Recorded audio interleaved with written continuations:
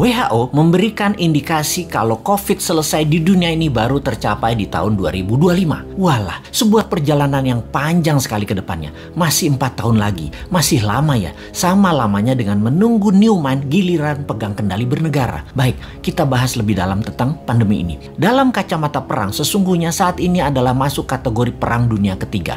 Perang dunia secara harafiah ya artinya ada musuh bersama.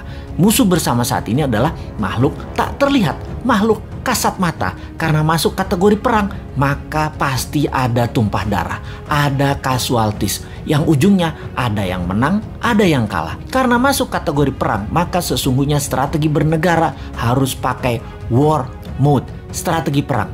Dalam strategi perang, jurusnya cuma satu, survival, harus hidup. Terlepas nanti perangnya kalah atau menang. Untuk hidup, kita lakukan apapun sekali lagi untuk tetap hidup.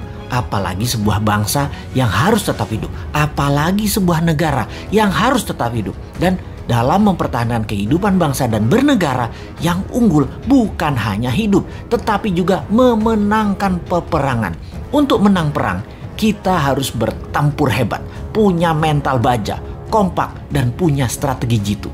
Menurut pakarnya, siapa lagi yang saya ambil referensinya kalau bukan Ibu Siti Fadilah yang saya kenal baik. Beliau banyak menginformasikan melalui YouTube channelnya juga. Kita sarikan bahwa virus punya sifat alami untuk survival, untuk tetap hidup. Biasanya punya 3 periode mutasi. Mencontoh Spanish flu di awal abad 20-an. Gelombang pertama, gelombang kedua, gelombang ketiga, virus bermutasi. Seperti bola dilepas dari tangan. Pantulan pertama lebih tinggi, pantulan kedua lebih rendah, dan pantulan ketiga terendah. Virus pertama kekuatannya terlemah, gelombang kedua mulai menguat, dan ketiga terkuat. Itu adalah hukum alam, dilihat dengan kacamata, disederhanakan.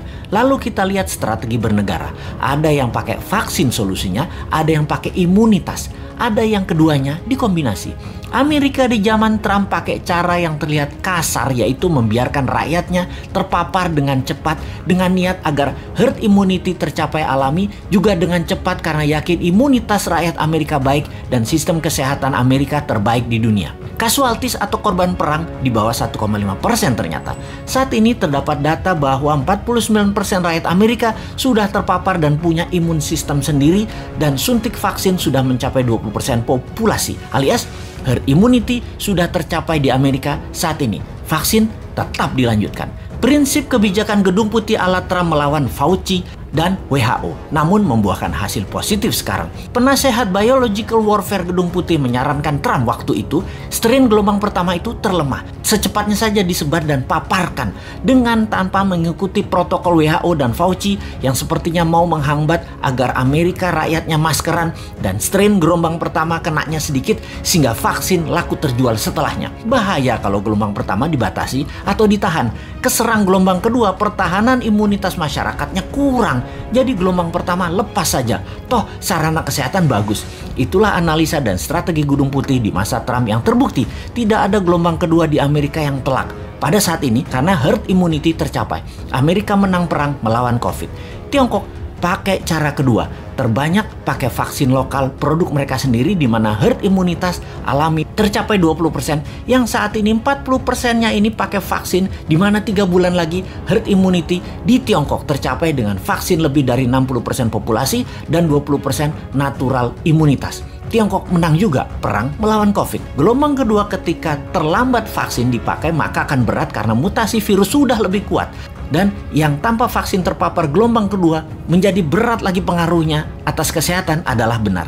Strategi yang harus cepat-cepat dilakukan adalah vaksin disuntikan ke masyarakat. Di Indonesia, ketika gelombang pertama ternyata hanya memapar 10%-an populasi, dan vaksin saat ini baru mencapai 20%-an populasi. Saat ini gelombang kedua terjadi di Indonesia. Sementara yang berimbas atau vaksin atau yang punya herd imunitas baru mencapai 30%-an populasi. Dan hanya mereka inilah yang mungkin kuat terhadap virus gelombang kedua saat ini. Dan mudah-mudahan sekali lagi tidak ada gelombang ketiga mutasi COVID, yaitu COVID yang terakhir mutasinya yang terkuat. Kita harus segera mencapai herd imunitas saat ini, segera. Inilah hal yang kasihan pada pemerintah saat ini. Kita tidak menyalahkan hal ini sudah terjadi, tetapi kita harus melihat ke depan.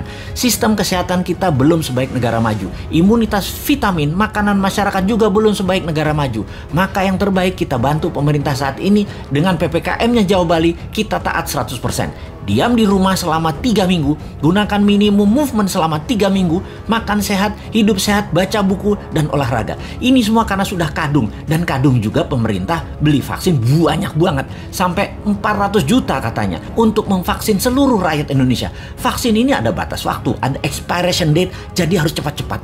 Pandemi, kalau penanganannya benar, sarana kesehatan baik, dan imunitas vitamin yang didahulukan, menurut Ibu Siti Fadilah, dengan 50 juta vaksin cukup kok. Kecuali pesan banyak ini karena sekaligus jadi proyek pejabatnya. Ya walahu alam.